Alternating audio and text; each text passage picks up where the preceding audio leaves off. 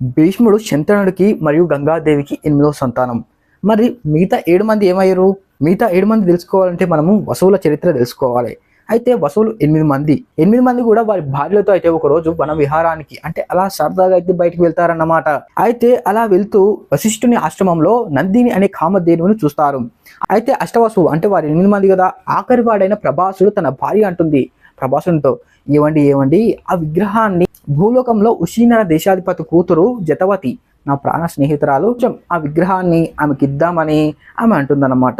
భార్య మాట కాదనలేక ప్రభాసుడు తన 7 తమ్ములతో అయితే ఆ విగ్రహాన్ని తీసుకెళ్లి భూలోకంలో ఉన్న ఉషీనర దేశాధిపతి కూతురు జతవతికి అయితే ఆ విగ్రహాన్ని ఇస్తారు.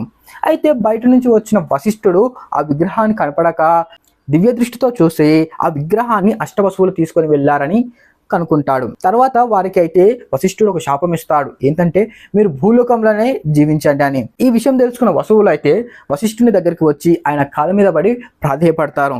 తర్వాత వశిష్ఠుడు ఇలా అంటాడు, మీ 7 భూలోకంలో పుట్టినా సరే కానీ ఎక్కువ కాలం ఉండకుండా మీరు మీ లోకానికి వెళ్ళిపోతారు. కాకపోతే 8వ వాడైన ప్రభాసుడు ఎక్కువ నేరం చేశాడు కాబట్టి భూలోకంలో పెళ్లి పెటాకులు పిల్లలు లేకుండా అయితే తన జీవితాంతం ఎక్కువ కాలం అయితే జీవిస్తాడని అంటాడనమాట.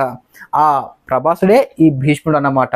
అలా శంతనుడికి మరియు గంగాదేవికి 8వ సంతానమే భీష్ముడు.